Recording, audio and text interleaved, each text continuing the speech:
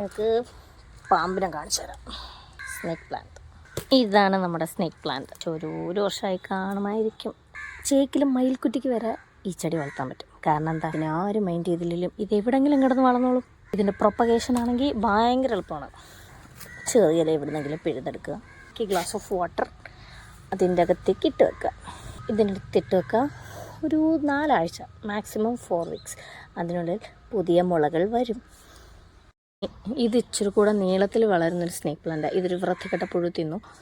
4 ആഴ്ച കഴിഞ്ഞപ്പോൾ അതിന് കുഞ്ഞു മുളകൾ വന്നിട്ടുണ്ട്. ഇതിങ്ങനെ വന്നുകൊണ്ടേയിരിക്കും ഇല്ലേ. ഇവിടെ ഒരു ചെറിയ ഒരു ഇത് കണ്ടോ, ഇവിടെ നിന്നാണ് ഞാൻ അതിൻ്റെ പ്രൊപ്പഗേറ്റ് ചെയ്ത ആ തൈ ഞാൻ ഇളക്കി മറ്റൊരിടത്ത് നട്ട് വെച്ചാൽ അത് കിളിച്ചു. അത് ഞാൻ കിളിച്ച് കാണിക്കാം. ഇത് ഞാൻ പിന്നെ ഇളക്കുകയാണ്. എന്നിട്ട് ഇല പിന്നെയും നമ്മൾ ആ വെള്ളത്തിൽ തന്നെ ഇടുവാണെങ്കിൽ ഇത് പിന്നെയും കിളിച്ച് വരും. So simple.